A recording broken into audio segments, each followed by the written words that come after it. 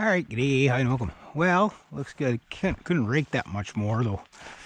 When it's wet like that, as long as I get the big clumps, it's like you rake the wet stuff and it seems to make it worse. It just like makes more of a mess. So I just get rid of the big clumps, and then that way the little clumps, when it does dry out, it's easier to pick up. So I didn't rake quite as much as I normally do. So, but it's kind of like a judgment call from my professionalism. So I'm going to take my crooked and rusty bike and make it home. It was easy to get out here today because my dad gave me a lift. I wouldn't have, he asked me if I wanted to lift out here. I said, normally I would say no, don't worry about it. But it's just starting to rain, so I wanted to get this cut. So I ended up cutting it at 9 o'clock. Starting at 9 o'clock. Takes about 3 or 4 hours to do here. And I just finished and just starting to feel drops there now. So, but it was a little bit wet when I cut it, so it's a little clumpy. But overall, not too bad. Looks pretty good. So, start my time for the journey home. And I've changed seats. And it does appear that I adjusted the seat right. Well, we'll find out when I get home. So, okay, so my time starts now. So it's about 12 o'clock. So hopefully it doesn't take me more than an hour to get home, but we'll see. And 2 days ago, I was so hot and roasting, almost nearly passing out from heat stroke, and today it's 15 degrees.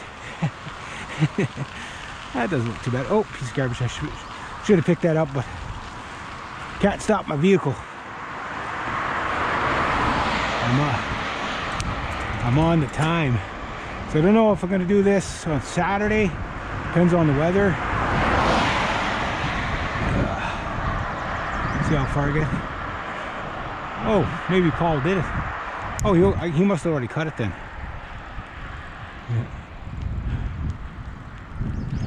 Yeah. Yeah, no, that's freshly cut there. Oh, okay, so I guess I don't have to do that one. I saw his truck this morning, but I didn't see the lawnmower in the back, so.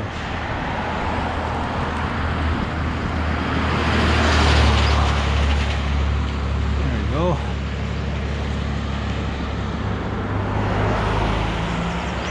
Yeah, he cut that. So I normally cut this property too. Takes the two of us about an hour and a half, 2 hours. Depends on a few things.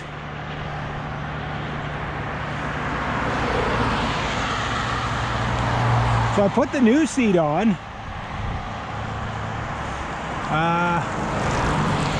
The height's okay. I got it all the way back, but I think it needs to go back even further.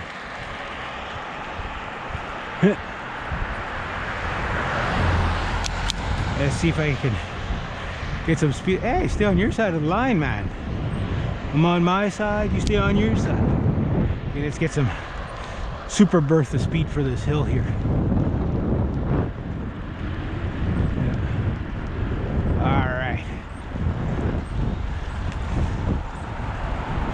My legs are so deadified. Somebody cut down the tree. Oh no, it's still there. I gotta cut that down. I do this one too. We do that one about every second week or so.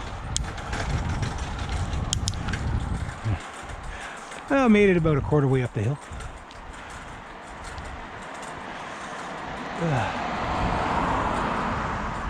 Oh, I can see some flowers. I did a flower bed right there. It's kind of grown over though. Oh, this is hard. Oh, this is hard. I weighed this bike, and now mind you, the scale I was using is like something you'd hang like a 200-pound deer off of. If you're lucky enough to get a 200-pound deer. So the accuracy of this scale that I used is questionable. Oh, my legs are like rubber. I think it's not from the biking. That's part of it. It's from bringing those Muskokas up and down those steep steps down to the lake dock. That did me in. Yeah. Good news is I'm pretty much almost flat ground until I get home. So there's about 4 hills that slow me down the most, especially. But it said that, anyway, getting back to what I was saying. So I weighed this bike and it said it was a whopping 45 pounds. And I'm like, no way this bike is 45 pounds. And I shovel a step here in the winter, Trinity Church. This bike is much more than 45 pounds. Oh, yeah, so I think it's probably closer to like 55 pounds, maybe 60. Just with all the extra doodadders on it. So if you're on the flat, you can pedal like this, it's not so bad. As soon as you hit a hill, you see what happens. It just knocks you right down to nothing.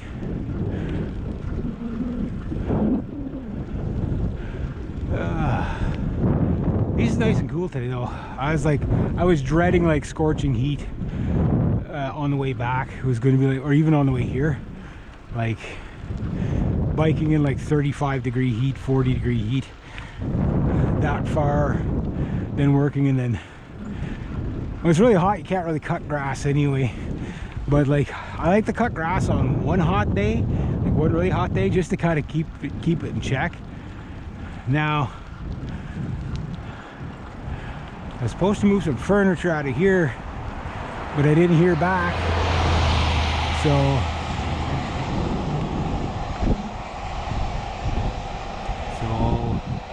I'm gonna go home. I don't see anybody there. Yeah, so I gotta take it out of the, it'll be the second time I moved Tony's son, Doug. Now Tony moved out, he moved up north, and he left some furniture in there, and then the people that are moving in, they said they were gonna keep the furniture, and then, oh no, we don't want it, last minute, eh? They move in a couple of days, so it's like, now he's gotta scramble to put it somewhere. There you go, everybody's at the chip stand. So we'll see how long it takes me to get home. I think it's probably gonna be about an hour and a half on this thing.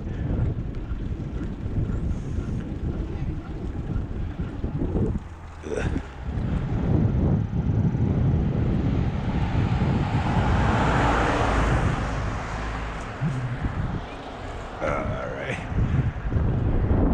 Across to the other side. All these people are on my highway. They got their boat parked on my highway. This is my highway. You got that highway.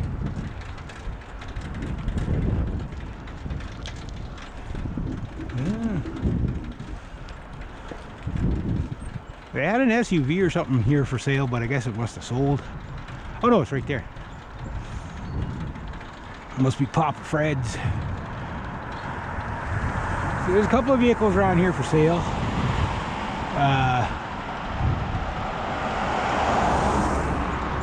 Ontario plate? Nope. I can't buy an Ontario vehicle. That's just asking for punishment. When you're, the only vehicles I could buy have to have a already Quebec plated. If it's expired at all, it could be a brand new vehicle. I talked about this before. It could be a brand new vehicle, and you take it for the safety, and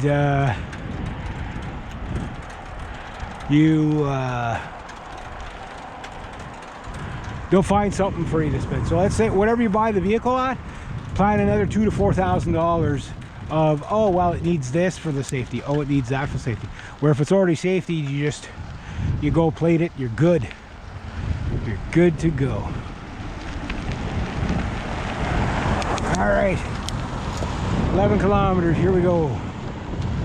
So that little strip there, I don't think that's quite 2. So the whole trip there and back is probably between 24 and 26 kilometers, I would imagine. Right? So now it's just hang on until I get home. What slows me down though is the traffic, because then I have to go into the soupy stuff, which slows me right down. This is like gravel mixed with beach sand, right? So it's like, yeah, if you want to go anywhere fast, this is not the way.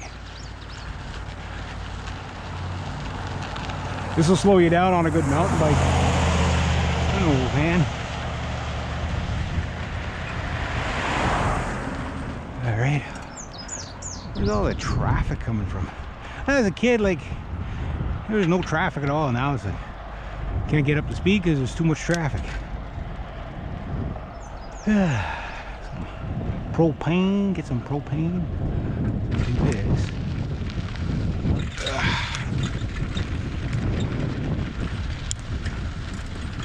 That's rough. Rough and soft. Rough and soft at the same time. How's that even possible?